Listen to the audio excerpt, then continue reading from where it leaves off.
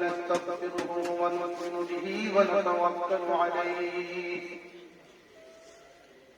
ونعوذ بالله من شرور أنفسنا ومن سيئات أعمالنا من يهده الله فلا مضل له ومن يضلله فلا هادي له ونشهد أن لا إله إلا الله وحده لا شريك له ونشهد أن سيدنا وسندنا وحبيبنا وحبيب ربنا ومولانا محمدا عبده ورسوله الذي أرسل إلى الناس كافة بشيرا ونذيرا وداعيا إلى الله بإذنه وسراجا منيرا أما بعد فأعوذ بالله من الشيطان الرجيم بسم الله الرحمن الرحيم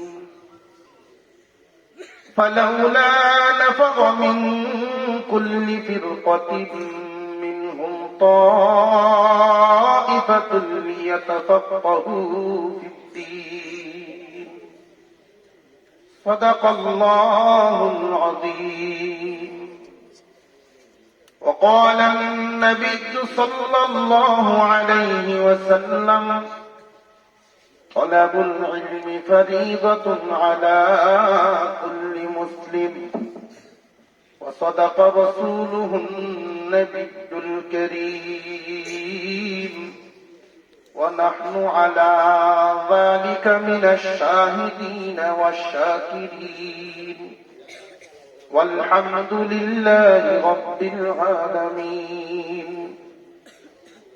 اللهم صل على محمد وعلى آل محمد كما صليت على إبراهيم وعلى آل إبراهيم إنك حميد مجيد اللهم بارك على محمد وعلى آل محمد كما باركت على إبراهيم وعلى آل إبراهيم إنك حميد مجيد কোম্পানিগঞ্জ নতুন জালিয়াল পার্ক জামিয়া আরবিয়া মদিনাতুল উলুম মাদ্রাসা কর্তৃক আয়োজিত আজকের এই ইসলামী মহাসম্মেলনের শ্রদ্ধাভাজন সভাপতি সাহেব হযরত উলামায়ে কেরাম মুরব্বিয়ানে আযম সর্বস্তরের মুসলমান ভাইয়েরা পর্দার আড়াল থেকে আলোচনা শুনছেন দিনদার ইমানদার মুসলমান মা ও বোনেরা আল্লাহ পাক রব্বুল আলামিনের দরবারে অন্তরের অন্তঃস্থল থেকে শুকর আদায় করি যিনি আমাদেরকে এলাকার বহু মানুষ থেকে বাছাই করে একটি মুবারক মজলিসে অংশগ্রহণের তৌফিক দান করেছেন। এই মজলিসগুলো আল্লাহ তাআলার কাছে অনেক দামি। আমরা আসমানের দিকে তাকাইলে যেভাবে তারকারাজি দেখতে পাই আলোকিত, আসমানের ফেরেশতারা জমিনে তাকাইলে ওই মাহফিলগুলো দেখতে পায় সেই রকম আলোকিত। ফেরেশতারা এক পর্যায়ে আল্লাহকে জিজ্ঞাসা করেন, আল্লাহ জমিনে আলোকিত এগুলো কি? আল্লাহ বলেন, আমার জিকিরের মজলিস। এখানে যারা অংশগ্রহণ করলো কেউ তো আপনাকে দেখে নাই, সরাসরি আপনার কথাও শুনে নাই, এরপরেও আপনাকে ভালোবেসে ওরা যে অংশগ্রহণ করলো, আপনি এদেরকে কি বদলা দিবেন? আল্লাহ বলেন তোমরা সাক্ষী থাকো, অংশগ্রহণের সাথে সাথে পিছনের সমস্ত সগীরা গুনাহ মাফ হবে। এখানে যদি বসে তওবা করে ফেলে, পিছনের সমস্ত কবিরা গুনাহ মাফ।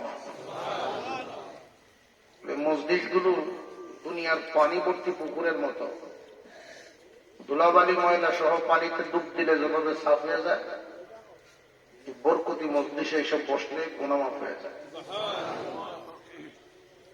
আমাদের চোখে ভাসে নাই, বরকত গুলো আমরা দেখতে পাই না, কারণ এই চোখ আমাদের নাই, বরকতের প্রাণ নেওয়ার নাকও নাই, গুলো নষ্ট হয়ে গেছে।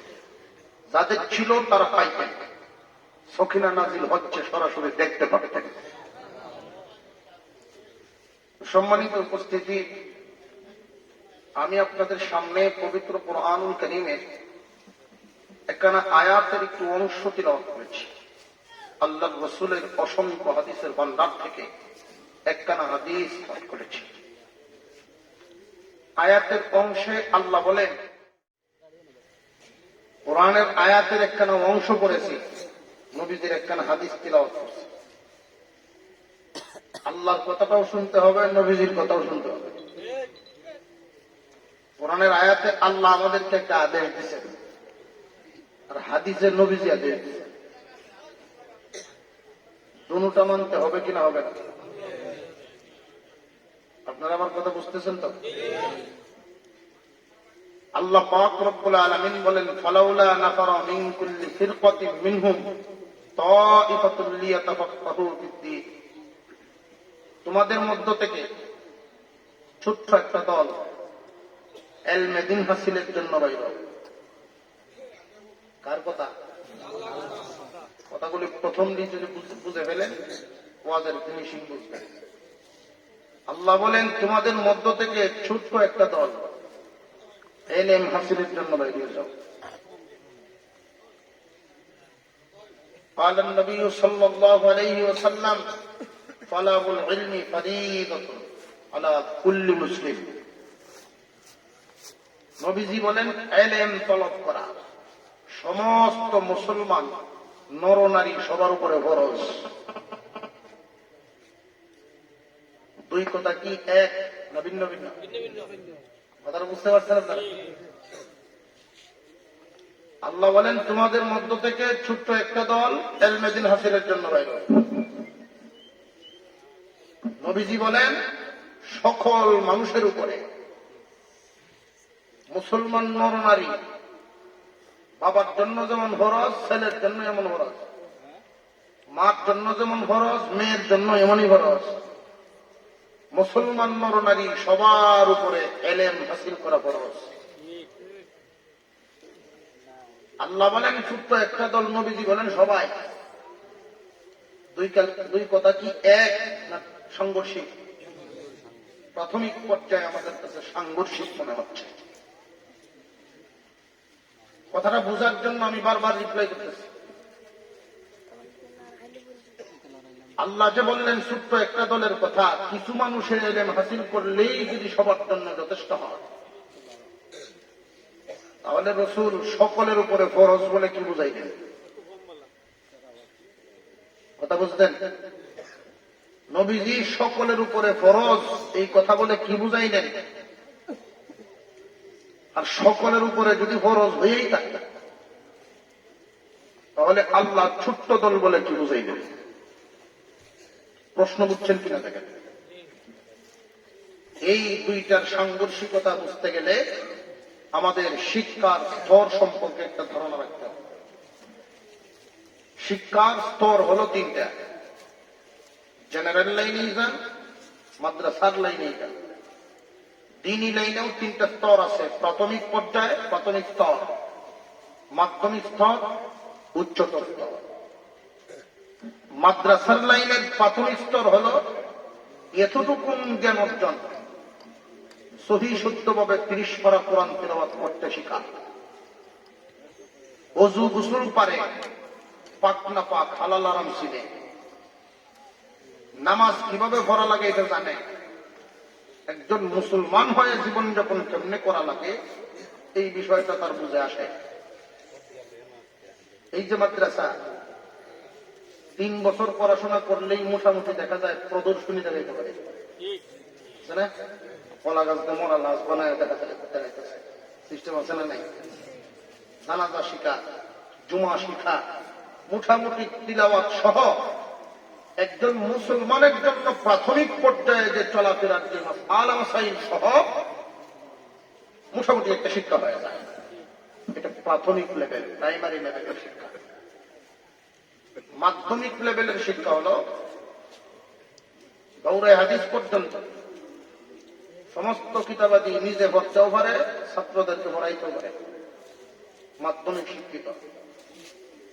উচ্চতর শিক্ষিত হয় দৌড়ে হাদিস পর্যন্ত পড়াশোনা শেষ করে থামেন নাই, কোরআন হাদিসের আরো গবেষণা চলছে, উচ্চতর ডিগ্রি এমন জ্ঞান অর্জন করেছেন সমসাময়িক যে কোন বিষয়ের সমস্যার সমাধান কোরআন হাদিস থেকে দিতে পারে।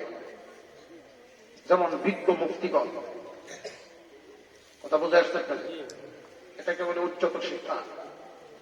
প্রাইমারি শিক্ষা, মাধ্যমিক শিক্ষা, উচ্চতর শিক্ষা। আল্লাহ যে বললেন তোমাদের মধ্য থেকে ছোট্ট একটা দল এলমে দ্বীন হাসিলের জন্য ঘর থেকে বাইর হও, উচ্চতর শিক্ষার কথা বলছেন। ছোট্ট একটা দল যদি উচ্চতর শিক্ষায় শিক্ষিত হয় জাতির জন্য যথেষ্ট হয়। আপনাদের নতুন জালিয়ার পরে যদি একজন বিজ্ঞ মুফতি থাকে, এই বিজ্ঞ মুফতি সকলের চাহিদা পূরণ করতে পারবেন না, পারবেন না? আর মুফতি সাহেবের কাছে তো মানুষ তখনই যায় বিশাল সমস্যার সম্মুখীন যখন হয়। বউ সারিয়ে দিয়েছে, কেমনে বাস করত, বেশি রূপদা তো এখানেই ধরে, জনাজমির বন্টন কিভাবে করত, বড় বড় সমস্যার সম্মুখীন হয়ে কত আনাচ্ছেন, ঠিক কিনা? প্রতিদিন তো দরকার নেই, এই জন্য সকল সারা এলাকার মধ্যে বিজ্ঞ একজন মুফতি থাকলেই যথেষ্ট হয়ে যায়। আল্লাহ বলেন তোমাদের মধ্য থেকে ছোট্ট একটা দল, অর্থাৎ এক এক এলাকায় একজন, সকলে মিলে এক দল, যথেষ্ট হয়ে যায়। নবীজি যে বলছেন সকল মুসলমান নর নারীর উপরে এলেম হাসিল করা ফরজ, উচ্চতর বোঝান না, এটা প্রাইমারি বুঝেছে। প্রাইমারি লেভেল পর্যন্ত জ্ঞান অর্জন করা ইসলামিক লাইনে বাবার জন্য যেমন ফরজ, ছেলের জন্য এমন ফরজ, মার জন্য যেমন ফরজ, মেয়ের জন্য এমনই ফরজ। আল্লাহ নবী বুঝাইছেন প্রাইমারি লেভেল পর্যন্ত সকল নরনারী ইলমে দ্বীন হাসিল করা ফরজ। আমরা অনেকেই মনে করি মাদ্রাসায় যদি বাচ্চাটারা দিয়ে দেই জীবনে আর স্কুলে নিতে পারবো না, ভুল। মাদ্রাসার যে 3 বছরের সিলেবাসটা করা হয়েছে, বাংলা, ইংরেজি, অঙ্ক সকল কিছুর সমন্বয় করা হয়েছে, আছে না নাই? বরং নুরানির ছাত্রদের লিখা দেখলে স্কুলের মেট্রিক পাস তাকায় তাকায়। আর শিক্ষায় সমঝোতা আনার, শিক্ষায় সমন্বয় আনার মিছিল দেয় টকশুট বইয়া। আলেম ওলামাদেরকে শিখায় শিক্ষায় সমতা আনেন, শিক্ষায় সমন্বয় আনেন। হাইয়াতুল উলিয়ার সার্টিফিকেটকে সরকার যখন মান দিল, সম্মান দিল, কিছু সংখ্যক মানুষের একেবারে জুতার বাড়ি গেল। চেহারার অবস্থা দেখছেন, এর মাথায় নষ্ট হয়ে গেছিল। কি সর্বনাশ! কারণটা কি? এরা বুঝতেছে যে না, এদেরকে এই শিক্ষা মান দেওয়াটা উচিত হয় না। মনে করতেছে যে এরা শুধু আরবি জানে, আর কিছু জানে না। শিক্ষার সমন্বয় করলে একমাত্র উলামায়ে কেরাম করছে। বরং আমরা তাদেরকে দাওয়াত দেই, আপনারা শিক্ষার সমন্বয় করেন। সমন্বয় মানে কি? আমাদেরটা আপনারা নেন, আপনাদেরটা আমরা দেন, সমন্বয়। তাদের ভিতরে কোন সমন্বয় আছে? একতরফা। প্রাইমারি স্কুলে কোরআন শিক্ষা দেওয়া হলে সমন্বয় হইল করে। প্রাইমারি পর্যন্ত একটা ছাত্র যদি স্কুলে পড়ে তার যোগ্যতা কি হয়? একটা পোস্টার হাতে নিয়ে পড়তে পারে নির্ভুল ভাবে, ডাক্তারের একটা প্রেসক্রিপশন, সে ঔষধের নামগুলো মিলাইতে পারে নির্ভুল ভাবে, একটা চিঠি নিজে লিখতে পারে নির্ভুল ভাবে, হিসাব নিকাশ যোগ পূরণ বাদ লসাগু গসাগু এগুলো বুঝে, প্রাইমারি পর্যন্ত এই লাগাতেই তো, এর বেশি তো না। কিন্তু যদি বলা হয় কোরআন শরীফ একটু আরবিতে এবারত করে শোনাও, পারত না। অনুরূপ ভাবে মাদ্রাসার একটা ছাত্রকে পঞ্চম শ্রেণী পর্যন্ত পড়া ছেলেকে জিজ্ঞাসা করে দেখেন, পোস্টারটা হাতে নিলে পড়তে পারে কিনা পারে না, প্রেসক্রিপশন হাতে দিলে সে কি পড়তে পারেনি না পারে না, পক্ষান্তরে আরবি কোরআন শরীফও পারেনি না পারে না। বলে সমতা করলে উলামায়ে কেরাম করে, যারা টক শুধবে না করে এরা করে না। আলেম উলামারা জাতির ইহকাল পরকাল উভয় জাহানের শান্তির চিন্তা করেন, মুক্তির চিন্তা করেন। ভাই আমরা মুসলমান, 92% মুসলমানের দেশে মুসলমানের ট্যাক্সে বেতন দেওয়া হয়, মুসলমানের ট্যাক্সে দেশ চালানো হয়। এদেশের সরকারের উচিত ছিল অন্তত পক্ষে প্রাইমারি স্কুলগুলোতে মৌলবী শিক্ষক নিয়োগ দেওয়া, হক্কানি আলেম উলামা সহিহ তিলাওয়াতকারী আলেম উলামা নিয়োগ দেওয়া। প্রাইমারি পর্যন্ত যদি একটা বাচ্চাকে বাংলা ইংরেজির পাশাপাশি আরবি শিক্ষা দেওয়া হতো, সহিহ শিক্ষাটা দেওয়া হতো, তাহলে এই নুরানি মাদ্রাসার প্রয়োজন ছিল। এখন যেহেতু সরকার নেয় না, মুসলমান করবা কি, তোমার দায়িত্ব পালন করতে হবে, সকল জাতি মিলে এই মাদ্রাসাগুলো জিন্দা রাখতে হবে। তারা বুঝে আসতে আপনাদের, যদি মাদ্রাসাগুলো জিন্দা না রাখেন তাহলে হবেটা কি? নবীজি যে বলছেন তলাবুল ইলমি ফরিজাতুন আলা কুল্লি মুসলিম, এই হুকুমের উপরে আমল হবে না। মুসলমান ইমানদার ভাইরা আমার, ছেলে হোক আর মেয়ে হোক, ছেলে হোক আর মেয়ে হোক, ধনী হোক আর গরিব হোক, উঁচা বংশ নিচা বংশ, আল্লাহর নবী এগুলো বলেন নেই। পয়গম্বর বলেছেন সমস্ত মুসলমান নরনারীর উপরে ইলম হাসিল করা ফরজ। ইলম হাসিল কি পরিমাণ দুনিয়াতে চলতে লাগে, যে পরিমাণ বড় বড় সমস্যার সম্মুখীন হলে আলেম ওলামাদের কাছে যাইব, কিন্তু 5 ওয়াক্ত নামাজ কেমনে পড়া লাগে এই জন্য তো আর বারবার আলেমের কাছে যাওয়া সম্ভব না। কিন্তু মুসলমানের 5 ওয়াক্ত নামাজের বিধান জানার দরকার আছে না নাই? আল্লাহর পয়গম্বরের এই হুকুমটার উপরে আমাদের আমল শতকরা 80% মানুষের নাই, কারণে বহু মানুষ নামাজ পড়ে কিন্তু নামাজ হয় না। বহু মানুষ ওযু করে কিন্তু ওযুটা হয় না। বহু মানুষ চলাফেরা করে কিন্তু মুসলিম আর অমুসলিমের মধ্যে পার্থক্য হয় না। তুমি যে একজন মুসলমান, আল্লাহর নবীর এই হুকুমটা যদি তুমি মানতা, তলাবুল ইলমি ফরিয়াদাতুন আলা কুল্লি মুসলিম, সমস্ত মুসলমান নরনারীর উপরে ইলম হাসিল করা ফরজ। কি পরিমাণ? প্রাইমারি লেভেল অর্থাৎ 3-4 বছর একটা বাচ্চাকে যদি পড়ানো হয়, 5 বছর বয়স থেকে 8 বছর বয়স পর্যন্ত যদি মাদ্রাসার লাইনে পড়ানো হয়, এইখান থেকে বাহির করে নিয়ে যান স্কুলে, কোন বাধা নাই, কোন নিষেধ নাই, ডাক্তার বানান, ইঞ্জিনিয়ার বানান।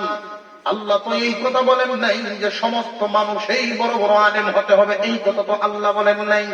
আল্লাহ বলেছেন ছোট্ট একটা দল উচ্চতর শিক্ষা হাসিল করো, বাকিরা ইঞ্জিনিয়ার হইবা, ডাক্তার হইবা, কৃষক হইবা, ব্যবসায়ী হইবা, সব লাইনে তোমরা ছড়ায়া পড়বা, কারণ সব সেক্টরে মুসলমানের দরকার আছে না নাই? কিন্তু ফাউন্ডেশন ঠিক রাখতে হবে। প্রাইমারি লেভেলের শিক্ষাটা সমস্ত মুসলমানের এক পর্যায়ে নিতে হবে। 30 পারা কোরআন সহিহ শুদ্ধভাবে পড়তে পারে এমন শিক্ষা তোমাদের আগে দিতে হবে। যদি একটা সন্তান মাদ্রাসা লাইনে পড়াশোনা করে এরপরে ডাক্তার হয়, সে কসাই হবে না। যদি কোরআন শিক্ষা করে এরপরে গিয়ে ইঞ্জিনিয়ার হয়, রোডের বদলায় বাঁশ দিত না। আছে না নাই? কুরআনুল কারীমের নূর এমন নূর ওই মানুষটাকে বদ্দিনীত থেকে কোরআনের আলোতে ফিরায় রাখে। আল্লাহর পয়গম্বরের এই হুকুমের উপরে আমল না হওয়ার কারণে আজকের রেজাল্ট দাঁড়িয়েছে। দেখেন, মুসলমানের ঘরে জন্ম নিয়ে নাস্তিকদের সাথে সুরে সুর মিলায়। অনেক মুসলমান এমন আছে, দাবিতে মুসলমান কিন্তু কর্মে মুসলমানই না। আছে না নাই? দাবিতে মুসলমান, কর্মে মুসলমানই নাই। এমনও আছে নিজে নিজে নাকি বড় আলেম হয়ে গেছে, নিজে নিজে বড় বড় বড় আলেম হয়ে গেছে। মনে করতাম মাথার কিছু আছে যে মাঝে মাঝে শিক্ষিত ভাগ হলো, এর দেখে বোঝা গেছে মাঝে মাঝে শিক্ষিত ভাগ হলো না। প্রাইমারি স্কুল এক অডিটর এসে এসে কয়েকটা কোন ক্লাস? ও স্যার এটা অঙ্ক ক্লাস, ক্লাস 5 জায়গা মতো দিয়েছে। আমি একটা প্রশ্ন করবো, উত্তর দিতে হবে। স্যার মনে মনে করতেছেন আল্লাহ জানে কোন প্রশ্ন করে, ছাত্ররা পারে না পারে। প্রশ্ন এক কান করছেন। আমি গাড়ি থেকে নেমে ক্লাসে ঢুকতে 5 মিনিট সময় লাগবে। আমার বয়স কত? অঙ্ক করে বাইর করে ছাত্র রহমতা নিচের দিকে দিছে। স্কোয়ার বি স্কোয়ার এরকম সূত্র আছে না? এটা তো কোন সূত্র তুই করে না। শিক্ষক মাথা নিচে দিছে, কেউ পারবে না দেখি। এক ছাত্র অফিসের হাত তুলছে, স্যার আমি বলবো।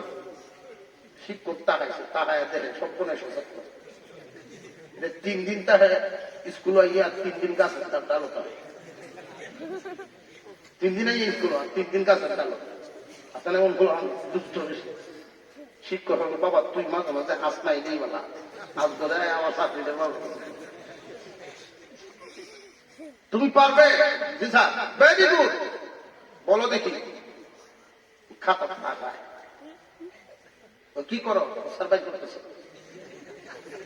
বাইক করছে করে বাইক করে। ও স্যার 50 বছর আপনার, থ্যাংক ইউ লাগি। বাবা বলো তো দেখি তুমি কোন সূত্র ছলায় আমার বয়সটা বাইক করছো? স্যার সূত্রটা আমার সাথে করো, পাশের করো। আমার পাশের করো আধা পাগল আছে, একটা 25 বছর বয়স। আপনার পুরা পাগলের মিনিট 50। মাঝে মাঝে শিক্ষিত পাগল নিজে নিজে করে আবার আলেম জানেন না, শুনছেন না? আলেমুল আমাদের সাথে প্রতিপক্ষ হয়ে আলেমদের সাথে টক্কর দেয় মুসলমানের সন্তান। আশ্চর্য লাগলো, এতদিন জানতাম না জঙ্গলের ভিতরে এত শিয়াল লুকায়িত আছে। বাঘের হুঙ্কারে বেরিয়ে গেছে শিয়াল। মুসলমান ইমানদার ভাইয়েরা আমার, কুরআনুল কারীমের ইলম যদি মানুষের ভিতরে থাকে, নাস্তিকতা তারে দেখে নিতে পারবে না, শয়তান তারে আসর করতে পারবে না। লন্ডন কুরআন, আমেরিকায় কুরআন, যেখানে ইচ্ছা সেখানে পাঠান। যে কোন সমাজে বসলেই দেখটা যে দিবে, সকালে ঘুম থেকে উঠে খালি পেটে যা খান, সন্ধ্যাবেলাও ওই দেখ ভাই। ছোটবেলায় আপনি যদি নুরানিতে মুসলমানি শিখায়া দেন, এতে আপনার লাভ দুনিয়া এবং আখিরাত উভয় জাহানেই লাভ। আমাদের অনেক মুসলমান ভাইয়েরা এই আমলটা করেন না, না করার কারণে অনেক ক্ষতিগ্রস্ত হয়। কেমন ক্ষতিগ্রস্ত? অনেক মুসলমান ভাইয়েরা মনে করেন মুসলমান ছেলে মেয়েদেরকে ছোটবেলায় মাদ্রাসায় পড়ানোর দরকার নাই, বড় হইলে তার ভরা সে শিখতে লইব। নামাজ যখন তার উপর ফরজ হবে সে তখন নামাজ শিখতে লইব না।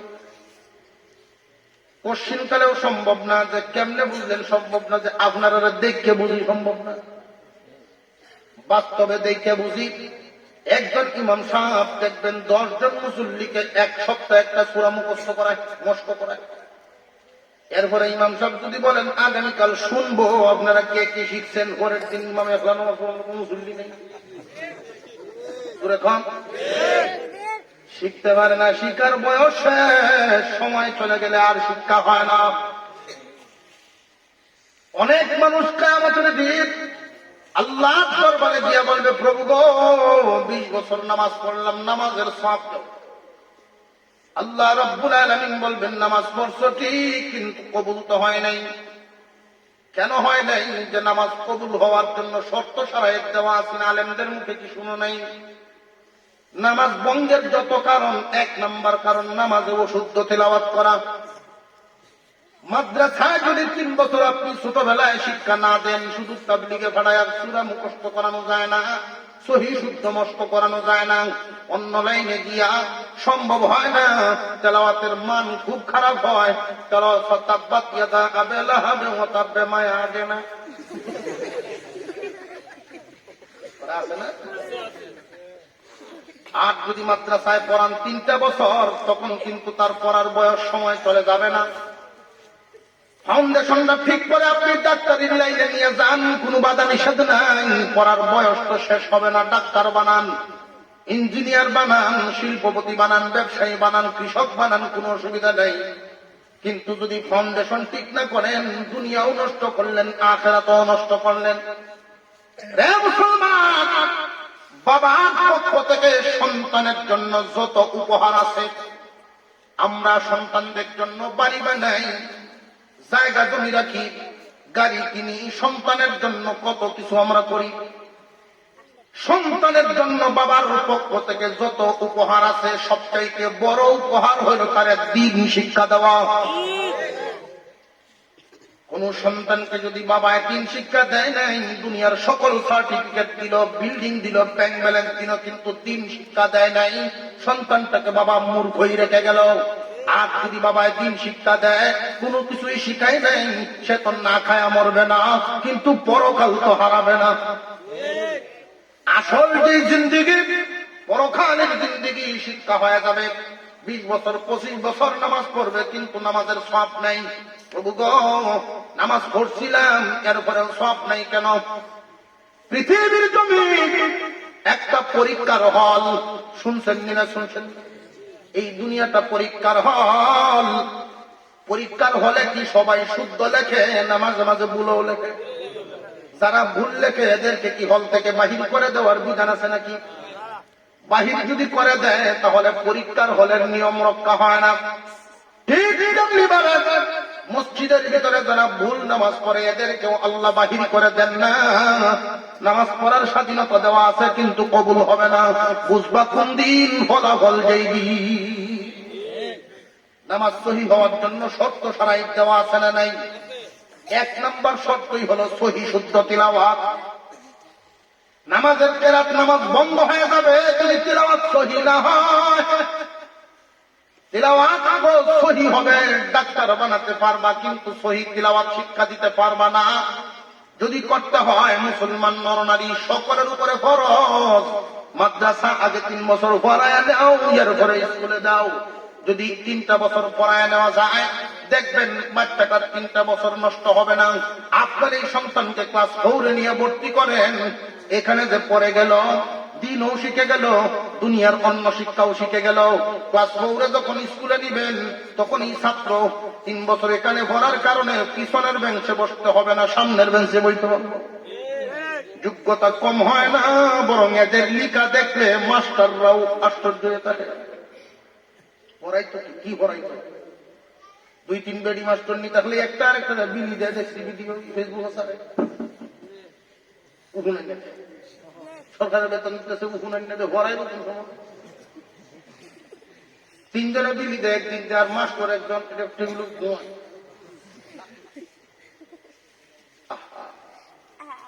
আর নুরানিতে দেখবেন কি অবস্থা, বেত নিয়ে যে হুজুর ঘুরেন, দাঁড়াইবার সময় নাই, খাওয়ার টাইম নাই, ঘুমের টাইম নাই, হরদম পড়ার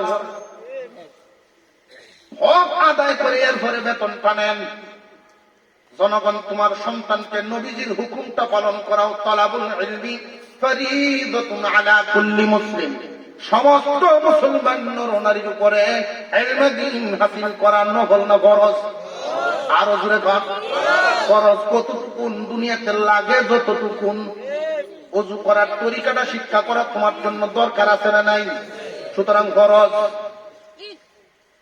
কোন পানিটা পাক কেমন পানি নাপাক, এই মাসালাটা জানা আমার দরকার আছে না নাই? তাহলে এটা আমার জন্য ফরজ।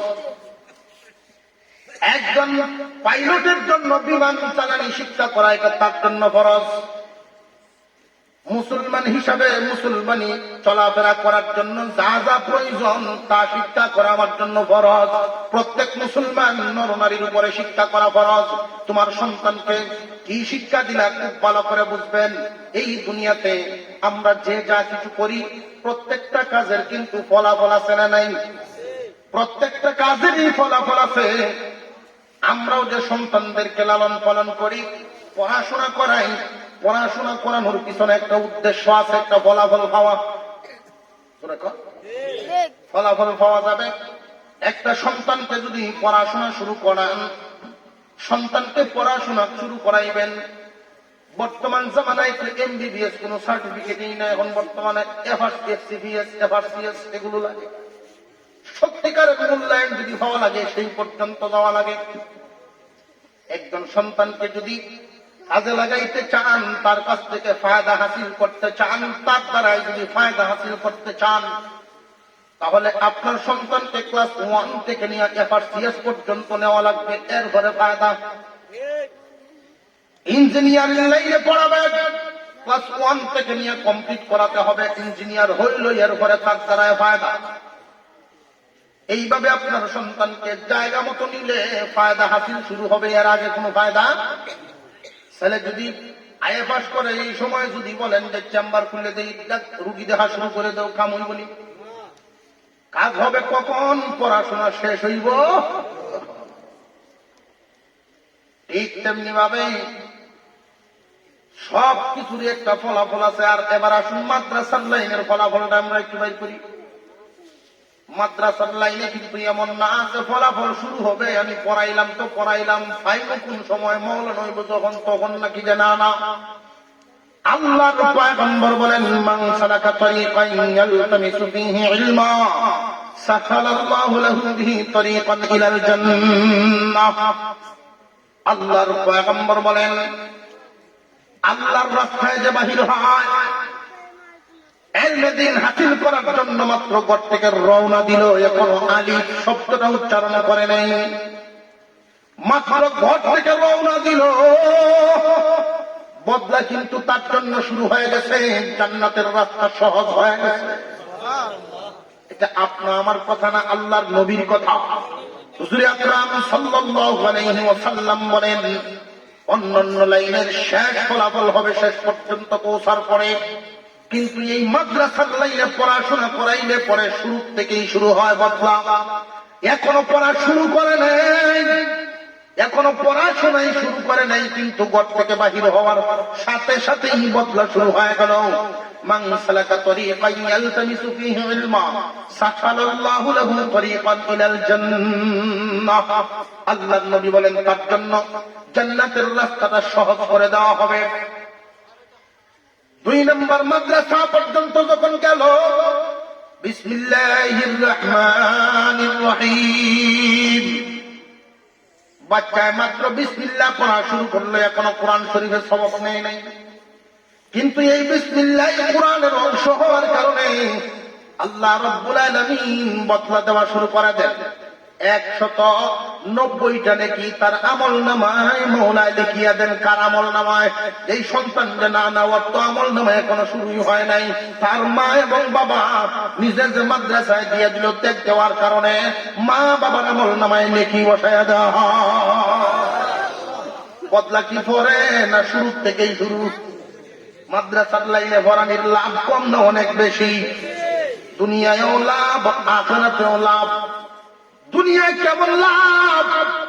এই সন্তানটাকে সহিহ শুদ্ধ কোরআন তিলাওয়াত শিক্ষা দেওয়ার কারণে আপনার এই সন্তান এরপরে যে কোনো শিক্ষায় শিক্ষিত হোক, বাধা নিষেধ নাই, কিন্তু সহিহ করে কোরআন তিলাওয়াত শিক্ষা করার কারণে তার ভিতরে তো দৌলত আছে। আপনি মুমূর্ষু অবস্থায় আছেন, সকরাত শুরু হয়ে গেল।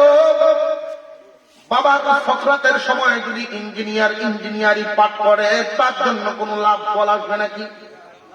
আজরাইলে কি সময় ছাড়বো না আরো যাতায়াত করাইব? কয় কিরে কিন্তু যদি কুরআনুল কারীমের আয়াত পড়া শুরু হয়ে যায় বিসমিল্লাহির রহমানির রহিম, ইয়াসিন ওয়াল কুরআনিল হাকীম, যদি তিলাওয়াত শুরু করে দেন আল্লাহ ডাক দিয়ে বলেন, রে আজরাইল, কানে কি কোরআনের আয়াত শোনা যায় নাই? আমার কালামের আওয়াজ কি কানে পৌঁছায় নাই? আযাব কমায় দাও, সাজা কমায় দিয়ে আসানের সাথে জান বাহির করো। যদি এখন মুমূর্ষু ব্যক্তির কষ্ট দেওয়া হয় তাহলে আমার কালামের ইজ্জত থাকে না, আমার কালামের ইজ্জত রক্ষা হয় না। আসান করে দাও। এরপরে দেখেন, সন্তান যদি মা বাবার জানাজার নামাজ পড়ায় দিতে পারে, কোন সন্তান যদি মা বাবার জানাজার নামাজ পড়ায় দেয়, কি পরিমাণ লাভ। লাশটা শুধু সামনে নিয়ে দাঁড়াইছে, লাশ সামনে নিয়ে আমরাও তো অনেক সময় দাঁড়াই, কিন্তু চোখ দিয়ে তো পানি আসে না, কারণ মা বাপ লাগে না। আর যদি মা এবং বাবার লাশ সামনে নিয়ে দাঁড়ায়, যত নিষ্ঠুর হোক না কেন সন্তানের চোখ দিয়ে পানি পড়বে, কান্না শুরু হয়ে যাবে, চোখের মধ্যে ভাসতে থাকবে, আজকে আমি আলেম হইলাম, আমি এই পর্যন্ত মানুষ হইলাম, জানাজার নামাজ পড়ানোর যে ইলমটুকু পাইলাম, এই ইলম শিক্ষা দেওয়ার পিছনে মা বাবার ভূমিকা। মা এবং বাবা সন্তানকে মানুষ করার জন্য কি পরিমাণ চেষ্টা করেন, এই দৃশ্যগুলো যখন চোখে ভাসতে থাকে, তখন এমন কোন সন্তান নাই যে চোখের পানিটা ধরে রাখবে। আমাদেরকে মানুষ বানাইবার জন্য মা এবং বাবা কি পরিমাণ কষ্ট করেছে। চোখ বন্ধ করলেই ইতিহাস যখন মনে হয়ে যায়, মাদ্রাসায় যাওয়ার সময় বাবাই যদি দেন 1000, মা লুকায় দেন আরো।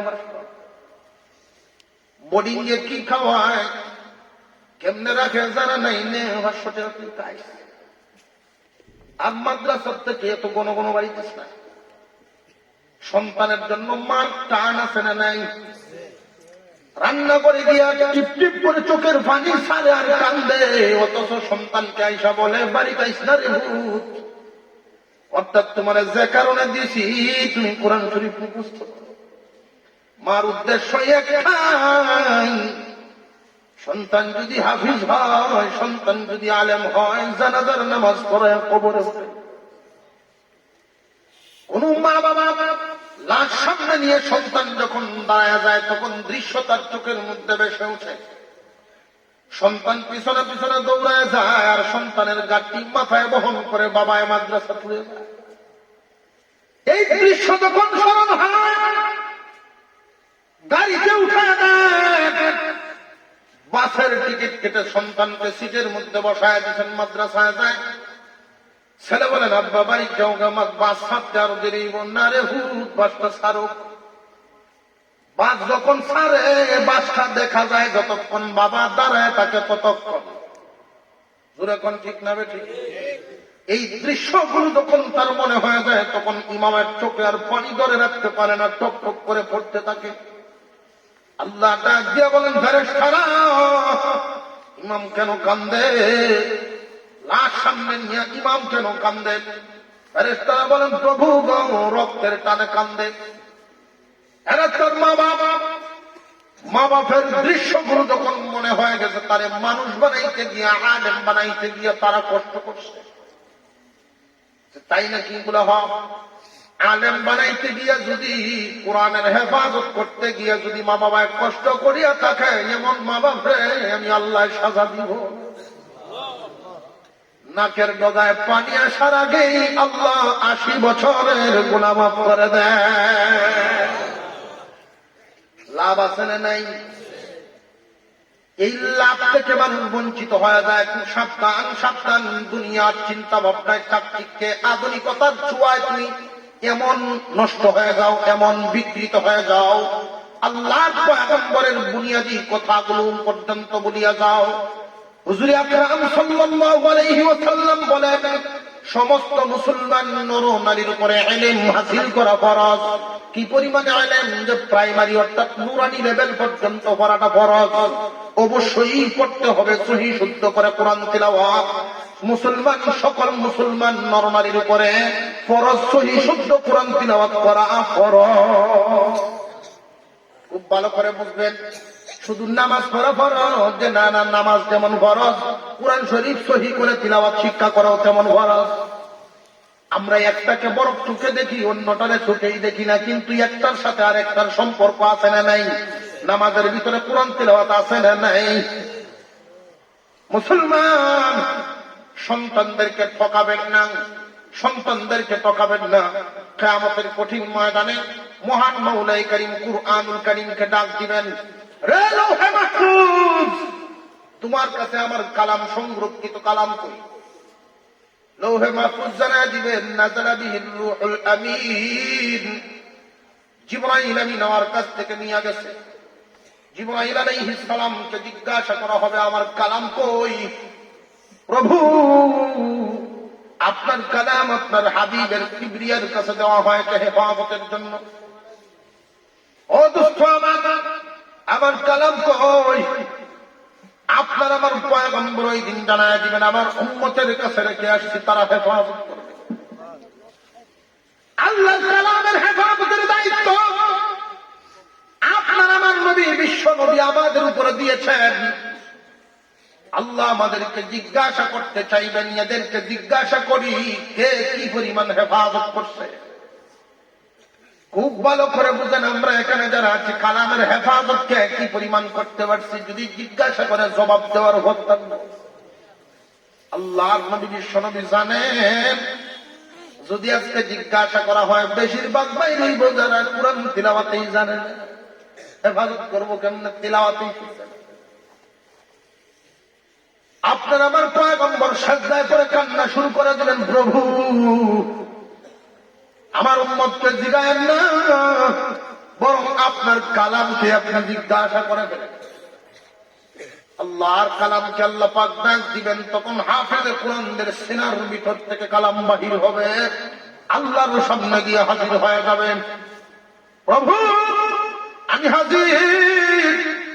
এই যে মানুষগুলোর আপনি অন্যান্য অপরাধের কারণে জাহান্নামে নিতে চান, এরা আমার হেফাজতের জন্য কি করছে আপনি জানেন? আমি আপনার কাছে দরখাস্ত করলাম, আপনি এদেরকে মাফ করে দিন। আমাকে হেফাজত করার জন্য নিজের বাবার সম্পত্তি দিয়ে মাদ্রাসা বানায় দিয়েছে,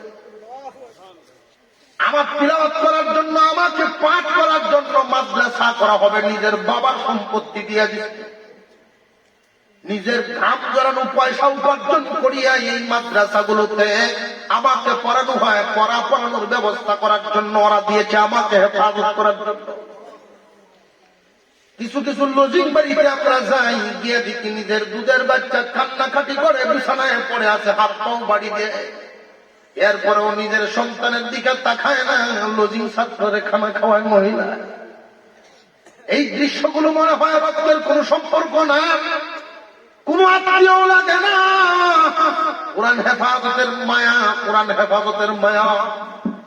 এই মায়ার টানে যে সমস্ত মানুষ খেদমত করে এই ছাত্রদের জন্য, কিয়ামতের দিন ছাত্রায় সুপারিশ করা লাগবে না, কোরআনে সুপারিশ শুরু করে দিবে। আল্লাহ আমাকে হেফাজত করার জন্য এই মানুষগুলো ঘাম জড়ানো পয়সা দিয়ে দিত মাদ্রাসা করায়, আমাকে হেফাজত করার জন্য বাবার সম্পত্তির অংশ দিয়ে দিত মাদ্রাসা করায়, আমাকে হেফাজত করার জন্য অনেক আলেম ওলামা।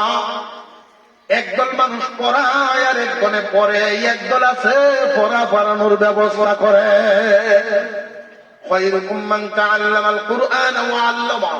এই হাদিসের ব্যাখ্যায় মুহাদ্দিসিনে কেরাম বলেন, তিন দল মানুষ সর্বোত্তম। শুধু দুই দল না, একদল মাঝখানে আছে। দুই ইট দিয়া জোড়া লাগানো যায় না যদি সিমেন্ট বালু না হয়। একদল মানুষ তাকে পড়া পড়ানোর ব্যবস্থা করে দেয়, ওই মানুষগুলোর উসিলা নিশ্চিন্তে একজন উস্তাদ পড়াইতে পারেন, তার কোনো কিছু টান থাকে না। হুজুর পড়ান, মাসের শেষে আপনার পরিবারকে দেখাশোনার দায়িত্ব আমরা এলাকাবাসী নিলাম। আমরা পড়তে পারি নাই, পড়াইতে পারি না, আমাদের অন্যান্য কাজ কাম আছে, এক একজন তো এক এক কাজে লাগবে। আল্লাহর দ্বীনের খেদমতের দরকার আছে না নাই? একদল মানুষ যদি খেদমতের মধ্যে না থাকে তাহলে আল্লাহর কালামের হেফাজত হবে না। আল্লাহর কালামের হেফাজতের জন্য এলাকাবাসীর ঘোষণা হলো, কয়েকজন হুজুরে তালিম দেন, ছাত্ররা এখানে পড়াশোনা করবে, আমাদের সন্তানরা কোরআন শিক্ষা করবে। আপনারা যে এদেরকে শিখাইবেন, আপনারা অন্যান্য কাজ করতে পারবেন না। আপনাদের দেখাশোনা, পরিবার দেখাশোনার দায়িত্ব নিলাম আমরা এলাকাবাসী। এইটাই এলাকাবাসী নিজের ঘাম জড়ানো পয়সা এদের বেতনের জন্য দেয়া দেয়, ঘাম জড়ানো পয়সা এদের ছাত্রদের বেতনের জন্য দেয়া দেয়, অন্যান্য চাহিদা পূরণ করে, নিজের সম্পত্তির অংশ মাদ্রাসার ঘর করার জন্য দেয়া দেয়, ছাত্রদের জন্য আসবাবপত্রের ব্যবস্থা করিয়া দেয়। অর্থাৎ কালাম হেফাজতের কাজের যে কোনো একটা কাজে লাগিয়া যায়। ওই দিন কালাম আল্লাহর দরবারে সুপারিশ করে, প্রভু গো এদেরকে তুমি মাফ করিয়া দাও। যদি এদেরকে মাফ না করো তাহলে আমি তোমার কালাম এটা অস্বীকার করো, আমি যে তোমার কালাম এটা তুমি অস্বীকার করো। যদি আমার দরখাস্ত মঞ্জুর না হয়, আল্লাহ পাক রব্বুল আলামিন আর আল্লাহর কালামের এত সম্পর্ক। আল্লাহর কালাম, এই যে লাইট দেখতেছেন, লাইট কিন্তু আলো নয়, আর আলোটা লাইট না। আল্লাহ কালাম নন আর কালাম তো আল্লাহ নন, কিন্তু আল্লাহর কালামের দাম অনেক বেশি। এই লাইট আর আলোতে যেমন সম্পর্ক, আল্লাহ এবং কালামে এমন সম্পর্ক। আল্লাহ পাক রব্বুল আলামিন বলবেন, কালাম তুমি আমার কথা, আমার কুদরতি জবানের কথা, তুমি তোমার দরখাস্ত তো গ্রহণ করা হবে, যাও, তোমার দরখাস্তের কারণে আমি এদেরকে মাফ করে দিলাম। সন্তানদেরকে যারা পড়াইছেন এই লাইনে তারা ঠকেন নাই, ঠকেন নাই, ঠকেন নাই।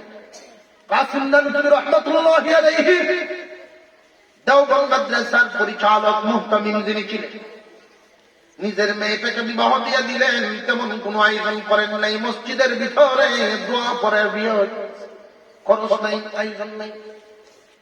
কিন্তু উনার ছেলেটা যেদিন কোরআনের হাফিজ হন, বড় বড় 2টা গরু জবাই করে সারা এলাকার মানুষের দাওয়াত দিয়ে মেহমানদারি করছে। একজনে জিজ্ঞাসা করেন, হুজুর এটা কি ছেলেকে আপনি বেশি ভালোবাসেন এই জন্য নাকি? যে না না, এই জন্য না, আমি মেয়েটাকে ভালোবেসি। বাজার থেকে যদি কোনো কিছু মজা আনি তাহলে ছেলের আগে আমি মেয়েটার হাতে দেই, কিন্তু এইখানে আমি বিয়েটার মধ্যে তেমন আয়োজন করি নাই, অপচয় করি নাই। কেন জানি? রাসূল বলেছেন, যেই বিয়েতে খরচ কম হয় ওই বিয়েতে রহমত বরকত বেশি হয়। পক্ষান্তরে আমি ছেলেটা কোরআনের হাফেজ হয়েছে, এই সংবাদে আমি মেহমানদারি কেন করলাম জানি? এটা ছেলের জন্য নয়, এটা আমার জন্য করছি। হুজুর আপনার জন্য কেমনে? আল্লাহর নবী বলেছেন, কিয়ামতের দিন আমার ছেলে হাফেজ হওয়ার কারণে আল্লাহ রাব্বুল আলামিন নাকি আমরা স্বামী স্ত্রী 2 জনের মাথায় নূরের টুপি পরায়া দিবে।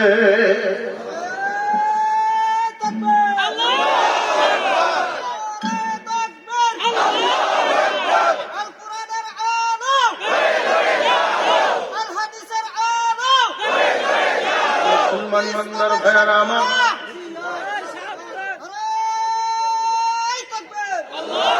কোরআনের গুরুত্ব দেওয়ার দরকার আছে না নাই? আজকে উম্মত এক জায়গায়, আল্লাহর কালাম থাকে আর এক জায়গায়। এই কালামের মূল্য আমাদের কাছে কমে গেছে, এই জন্য আল্লাহর কাছেও আমাদের দাম কমে গেছে। আল্লাহ পাক রব্বুল আলামিন কালামকে যেভাবে ভালোবাসেন, মহব্বত করেন, এই কালামকে যারা মহব্বত করে তারে আল্লাহ মহব্বত করেন। কালাম যেখানে পড়ানো হয়, মাদ্রাসাগুলোকে খুব ভালোবাসবেন, হৃদয় থেকে ভালোবাসবেন, আলেম ওলামাদেরকে ভালোবাসবেন। আল্লাহ পয়গম্বর বলেন, ইন্নাল মালাইকাতা তাযউ আজনিহাতাহা লিতালিবিল ইলমি। আল্লাহ নবী বিশ্ব নবী বলেন, বিসমিল্লাহির রহমানির রহিম পড়িয়া এখনো তেমন আলেম হয় নাই, হাফেজ হয় নাই, মাদ্রাসায় মাত্র ভর্তি হয়েছে, তার সম্মান ইজ্জত আল্লাহর দরবারে এতটাই বেড়ে গেছে, এই ছাত্র যখন তোমার গাটা দিয়ে হাইটা যায়, রাস্তা দিয়ে হাইটা যায়, তোমরা দেখতেছো সামান্য একটা ছাত্র হাঁটতেছে, কিন্তু ফেরেশতারা যখন উঠতে থাকে, ওই ফেরেশতার নজরে যখন তালেবে ইলম পড়িয়া যায়, ওই ফেরেশতা তালেবে ইলমকে সম্মান দেওয়ার জন্য উপর থেকে উড়াবাদ দিয়ে নিচে নেমে যায়। নিচে নাইমা তার নূরের পাখাটা ছাত্রর পায়ের নিচে বিছায়া দেয়। মুসলমান ইমানদার ভাইয়েরা আমার, এই মাদ্রাসাওয়ালার সাথে কোরআনওয়ালার সাথে যাদের সম্পর্ক হয়ে যায়, আল্লাহ পাক রব্বুল আলামিন তাদেরকে নাজাতের ব্যবস্থা করে দেন। কিয়ামতের কঠিন ময়দানে বুঝে আসবে একটা আলেম সন্তানের কত দাম, হাফেজ সন্তানের কত দাম। যারা এই রাস্তায় দিয়েছেন নিশ্চিন্ত থাকেন, আপনি ঠকেন না, আপনি ঠকেন নাই। আমার আগে বসে আল্লাহর কালাম থেকে তিলাওয়াত করছেন, আল্লাহর কালাম থেকে যে তিলাওয়াত করছেন, লক্ষ্য করছেন আপনারা, শুনছেন কত সুন্দর তিলাওয়াত। এরকম চক্ষুহীন দৃষ্টিহীন মানুষ সমাজে আছে না নাই?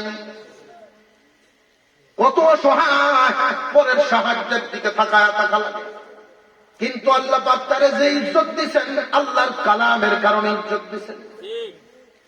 এই কালাম যেখানে যায়, কালাম তো এমন এক দৌলত। হুজুর আকরাম সাল্লাল্লাহু আলাইহি ওয়াসাল্লামের উপর এই কালাম নাযিল হয়েছে, নবী শ্রেষ্ঠ নবী। কথা বুঝে আসছে? যেই রাত্রে নাযিল হয়েছে এই রাত হয় শ্রেষ্ঠ রাত, যেই মাসে নাযিল হয়েছে কালাম, মাসটা শ্রেষ্ঠ মাস। এই কালাম যেখানেই চলে যায়, কালাম যেখানেই যায়, সম্মান সেখানেই যায়। খুব সাবধান, আল্লাহর কালামের সাথে কেউ কোনোদিন বেয়াদবি করবেন না, কালাম থেকে দূরে সরবেন না। সন্তানকে কালাম শিক্ষা দেন, এরপরে যেখানে ইচ্ছা সেখানে নেন। এই সন্তান কোনদিন বদ্দিন হবে না।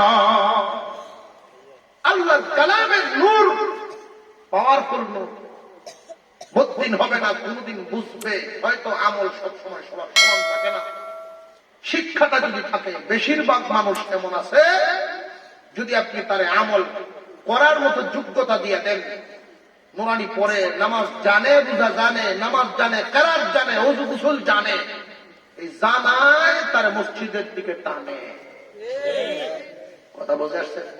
যে জানে জানা তারে টানে, আর যে জানে না ঠেল নেওয়া ভয় না, পিছন থেকে ঠেল দেন।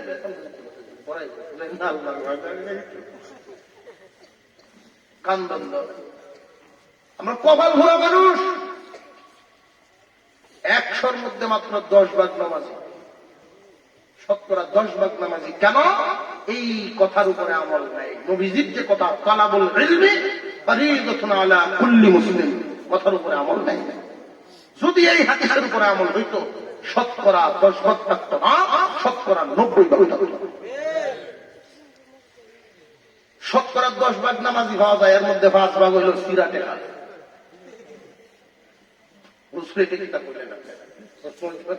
সিরাতে মানে আমার মসজিদ যে ঢাকায় দেখি, সাততলা মসজিদ, তো দান বাক্স যখন তোলা হয় 1 নম্বরে জায়গা, সব যখন খুলে দেখি কিছু টাকা, এর মধ্যে দেখা যায় এমন কিছু টাকা পাওয়া যায় কোন দোকানে একদম ছিল। এই টাকাটি মনে হয় জিনে দিয়েছে, আমরা মতো মানুষ। এই দিক কেমন মানুষ রে ভাই, চিন্তা করে দেখছে কোন দোকানে তখন চলে না, এমন জায়গা চালাইবো যেখানে থেকে আর বিরত আইব না।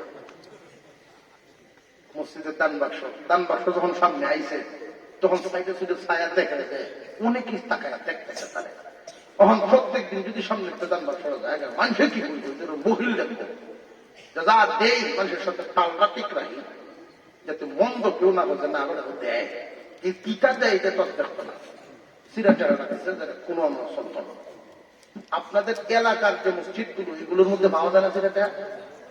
নাকি আমি কখন ভাবতেছি পাওয়া যায়নি? কিছু কিছু পাওয়া যায়, অনেক সময় দেখবে দান বাক্স সিরাটা মানুষের মধ্যে কিছু মানুষ এমন আছে 5 ভাগ সঠিক নামাজি আর 5 ভাগ হলেই ওসল। ব্যবসায়ী কয় হুজুর ব্যবসা ছেড়ে দিয়েছি দোয়া করেন, এখন আল্লাহ আল্লাহ করে বসে।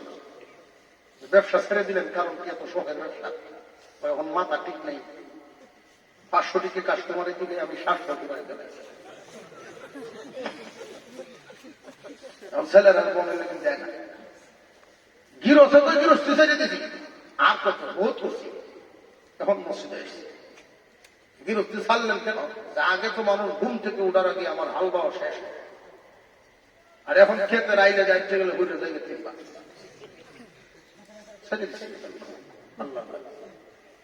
ভাইও গৃহস্থী তুমি ছাড়ছ না, গৃহস্থী তোমারে ছাড়ছে। ব্যবসা তুমি ছাড়ছ না, ব্যবসায় তোমারে ছাড়ছে। সুরে কয় চুরি ছেড়ে দিছে, চুরি কেন ছাড়লাম? বুড়ো হয়েছি তো শেষ রাখতে কাজ উচ্চ ভরা ভরা বয়স আসছে। হ্যাঁ চুরি ছাড়ছে না, চুরিয়ে তারে ছাড়ছে, চুরিয়ে তারে ছাড়ছে। অবশেষে কোনো অনুদান নাই, না আছে আরো দাম, বিরক্তি চলে না, সত্যি নাই। না আছে ব্যবসার দাম, মাথা ঠিক নাই, না আছে পঞ্চায়েত দাম, সমাজ দাম, কোনো অনুদান নাই। বউ কই শয়তানটা মসজিদে যেতে না, যার দাম আসমানে নেই তার দাম জমিনেও নেই। বউ কই শয়তান মসজিদে যেতে না, শয়তান একটু জুড়লে হয়তো ঠিক জানে না, তোরা টেনলেও মসজিদে যায় না। যারা জানে তারে টানে, জানায় তারে টানে। আমি জানি যাবো না কেন, রুজু করবে খুব আদবের সাথে। জান্নাওয়ালার নামাজ স্বর্ণের মতো, স্বর্ণের মতো। স্বর্ণ যদি পায়খানার ট্যাঙ্কির ভিতরে 20 বছর ধরে থাকে, এই স্বর্ণটা উঠায়, স্বর্ণ করে আগুন দিয়ে পুরা বড়ি কি 5,000 কম মনে হমান বুঝে আসতেছে। আর মিষ্টি এটা ঘুরে যদি জায়গা পরে প্রতিদিন করে তুলন যাব। জান্নাওয়ালারা স্বর্ণ আর না জান্নাওয়ালারা মিষ্টি। কথা বুঝে আসতেছে? আর কেমন জান্নাওয়ালা স্বর্ণের মতো। মসজিদের ভিতরে ওরা যায়, অবশেষে যাইতে চায় না। জীবনে গেছিল মসজিদে, ভূতের বলতে পারে আব্বা আপনি তো মসজিদ যাইতে মানুষ কি করবো? হ্যাঁ আম্মা চিন্তা করতেছে, মনটা মানুষ জীবনে নামাজ করে দেখলো না, মানুষ মন্দ করবো জীবনে নামাজ করে দেখলো না, এখন তো যাওয়ার লাগে। আল্লাহরে খুশি করত না সমাজর করত? আপনি বলতেছে এই কথাটি কি করতেছে? এই কথাটি আমি বলতেছি না, আল্লাহ বলতেছেন। فويل للمصلين الذين هم عن صلاتهم ساهون الذين هم يراءون। আল্লাহ বলছেন, এটা তো অনেকেই জানেন এই সূরাটা। মানুষের মধ্যে, মুসল্লিদের মধ্যে এমন কিছু মুসল্লি আছে এদের জন্য জাহান্নাম নিশ্চিত। 2টা দোষ, এর মধ্যে একটা হইল নামাজ পড়ে ঠিক নামাজ মনে করে না, নামাজের ব্যাপারে গাফেল। গাফেল কারা? কারা গাফেল? জমিন যদি 5 শতক জায়গা কিনে কাগজপত্র সম্পর্কে জানে না, মূর্খ। কিন্তু এই কাগজপত্র সম্পর্কে যারা জানে এদের কাছে তার আনাগুনা আছে না নাই? মাত্র 20-30 বছরের মালিকানার জন্য এই জায়গা সম্পর্কে যারা জানে এদের কাছে কি পরিমাণ তুমি দৌড়ছো। আর আসসালাতু মিফতাহুল জান্নাহ, এই নামাজ হলো জান্নাতের চাবি। তুমি 10 বছর ধরিয়া নামাজ পড়ো, এখনো কেমনে দাঁড়ানো লাগে দাঁড়ানোটাই শিখছো না। কেরাত হয় নাই, রুকু হয় নাই, সাজদা হয় নাই। তুমি নামাজকে কি পরিমাণ গুরুত্ব দিছ? নামাজকে তেমন গুরুত্ব দাও নাই, তুমি নামাজের ব্যাপারে গাফেল। কথা বুঝে আসতেছে আপনাদের? নামাজে যদি গুরুত্ব দিতা তাহলে ইমামকে 1 কাপ চা খাওয়ায়া, মহব্বত করিয়া, আদর সম্মান দেখায়া তুমি বলতা, হুজুর আমি 2 রাকাত নামাজ পড়ি, আমার নামাজটা একটু দেখেন, নামাজ কি নামাজ হয় কিনা। যদি নামাজ না হয় তাহলে ভুল যেখানে হয় সেই ভুলটা আপনি একটু ধরিয়ে দিবেন। ভাই, অনেক মানুষের ইমামে উপজা নিজে আগ্রহ হইয়া যদি বলেন যে আমি শিখাই দিই, না আমি কম জানি না, জানে। এই মানুষগুলো নামাজকে নামাজ মনে করে না, নামাজকে উপহাস মনে দেখে করে বাজে, কে ঢুকতেছে কে বাইরিতেছে কি বুঝা যায়, তাম ঠান্ডা। আসরের নামাজ পড়ি উপজেলার মসজিদ আমাদের বাজারে, তো সবাই তো সবাই চিনবো এমন কি কোনো কথা, হয়তো নাম জানে তো থানার সবাই, এগুলো যে রাজীবপুর হুজুরে বুঝিমার লেখতে তো তাই বাজার আসরের নামাজের টাইম হয়েছে বুকসিকে বাজার, নামাজের টাইম হয়েছে মসজিদে গেছে, তো এক বুড়া বেড়া বাজার সামনে আসে, পাঞ্জাবের টুপিতে কিন্তু হুজুরের মসজিদে হাতে সামনে আসে, আমি মনে হচ্ছে আমার কোনো সিন নেই খুঁজতেছে, তার সাথে দাঁড়িয়েছে আসলে দুই রাত নামাজ গেছে, এমনি একটা মোবাইল আছে, বুক পাওয়ার মোবাইল একবার বাদ আরেকবার মোহাম্মদ ভাই খুঁজে রিসিভ করেছে নামাজের রিসিভ করিয়া আস্তে আস্তে আমি নামাজ কেমন লোক আমার সাথে সালাম ফিরানির পরে আমি কইছি যে আপনার নামাজ হয় নাই, আবার করেন, হয় না তোমার বাড়ি করো, আমি মনে হচ্ছে আমার চিনে বেড়া দিকে ছিটতে গেছে, তোমার বাড়ি করো, আমার নামাজ হয়েছে কেন আল্লাহ জানে আর আল্লাহ জানে, তুমি কি জানো? 14 বছর ধরে ওটা নামাজ পড়ি পর্যন্ত একটু ভুল দত্ত সাহস পাইছে না, বলছে বাবা আমার মাফ করে দেবেন, আমি চিনছি না আপনারে। ইমাম সব দৌড়ে আসছে রাজীবপুরে অহন্তর কথা বলেন।